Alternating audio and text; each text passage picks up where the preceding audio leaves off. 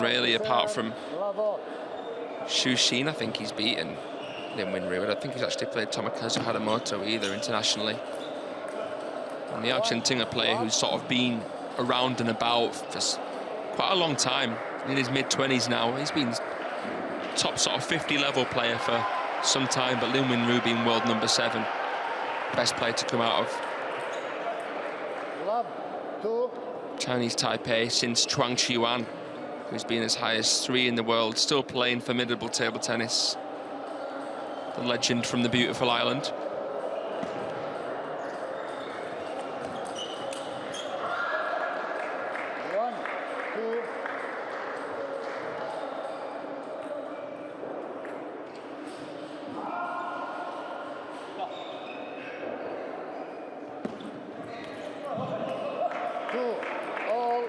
Heavy backspin serve, probably the best bet there to try and eradicate the Lin Wenru Chiquita flick.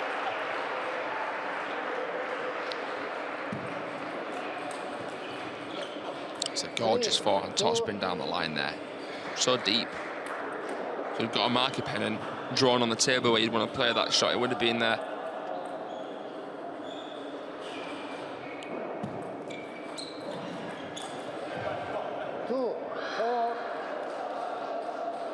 Well, the intention there, though, the forehand flick, racket face, and tried to disguise where he was going.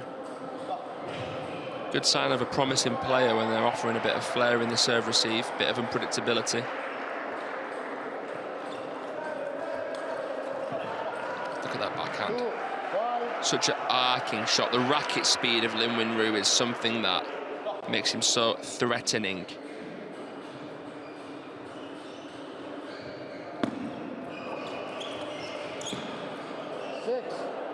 A player that you don't think of as having such a huge, a big stature for a table tennis player, such as someone like Andre Gacina, but the timing of his shots, what make him so good. And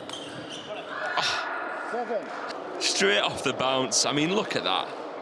Poetry in motion.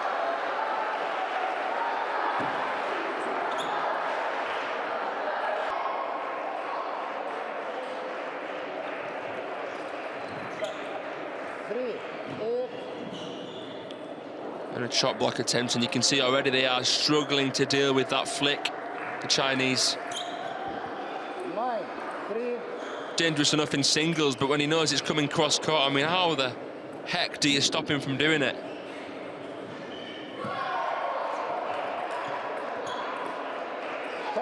Chinese, if anything, facing 7 game points in this opening one.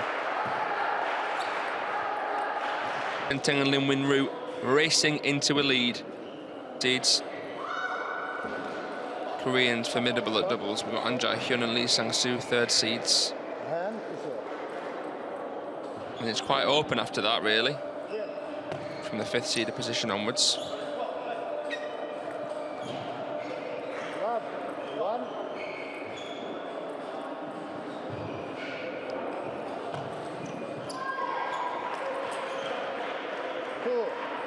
The revving topspin, conviction. You see the tape on the shoes of the Chinese players to cover up the sponsors there.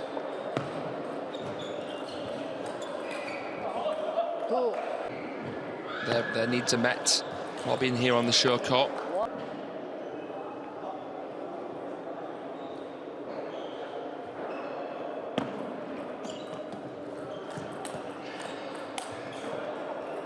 The Chinese into his crossover point, but still the world number 7 able to make space to play a spinny ball there. Whoa! I need to see that one again and rewind it, but if that was a closed racket block there from Han, you see how high the ball came off the racket. That was crazy there. Don't know if it hit the top edge of the racket, but still.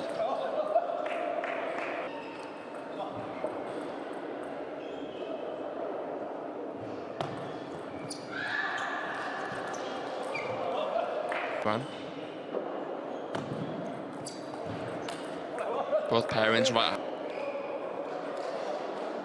Lin Wenru, one of the few players outside the Chinese national team that have been invited in to play the Chinese. Of course, the advantage, so let's see.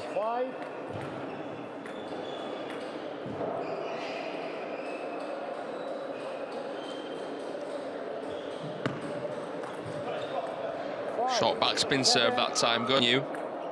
Quite a tall player.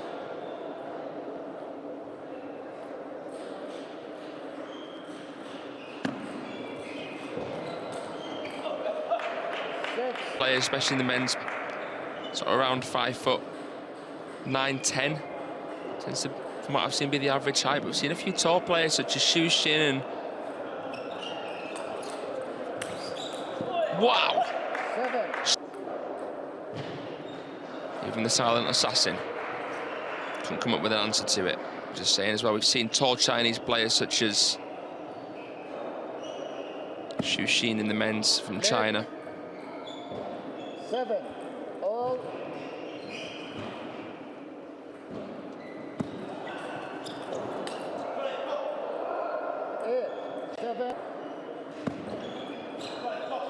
7 9. Have the cushion of 2 once more. Errors coming from the receive of the young Chinese pair. 7 10.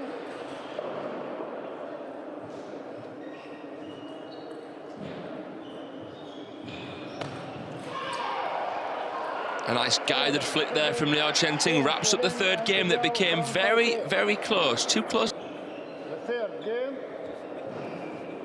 Liao to serve. Love ball.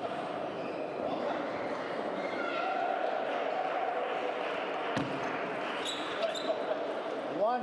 Love. It's embedded in their PE, physical education curriculum, table tennis in China. Be interesting really to find out the main reasons, the philosophy of it, but I think as a sport that's played predominantly on an individual basis, it teaches you a strong sense of responsibility. You know, unlike a team sport, say football, you know, if the team loses, there's more than one person to blame, but in table tennis, if you lose in singles, it's only you to blame. And with such small sort of tiny margins for error, you've really got to always be on it and be stable in body and mind.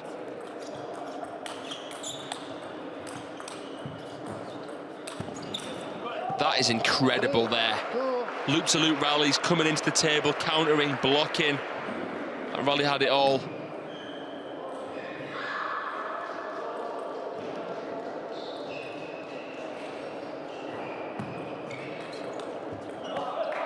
Top level shot.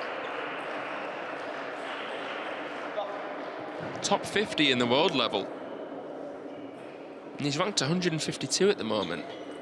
Let 3 all.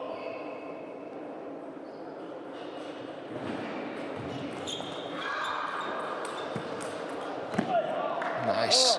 Around that forehand. Han Xinyuan.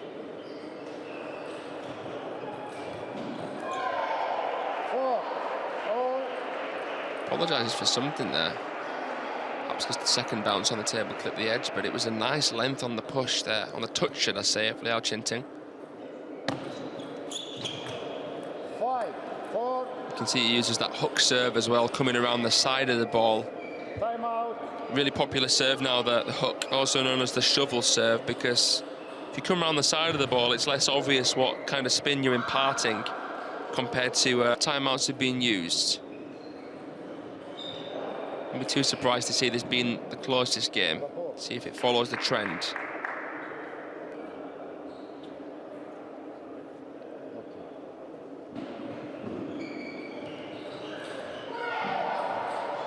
It's important to not think about the finish line 5 4. until you're already there. Let's see here. Liao Chen-Ting with the serve. 4. Goes long and fast. Straight out of the timeout.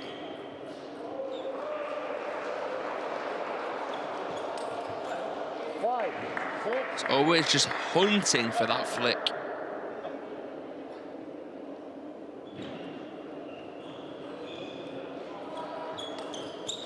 goes for it again. I mean, how many times have I already done it, you know? Just going about his business. That's a shot that someone outside kind of the top 50, 60 in the world cannot produce. Ever, really. Cost someone the net, the spin, but it's the consistency that he does it. Ultimately. Flicker in the world in terms of that, in my opinion. 6, 9. And they've indeed raced into a 9-6 lead despite the Chinese efforts and the timeout. Rabbits in the headlights right now. But they'll fight to their last 2 serves to come. Liao Chenting's been serving very well this match. 10, 7. Side of play who can open up the rally at the tip of a hat. 11. And at the tip of the hat there, another 11-7 win and the match go. Team Chinese Taipei. The 4th seeds progress to the quarterfinals as expected here over a young and upcoming Chinese pair.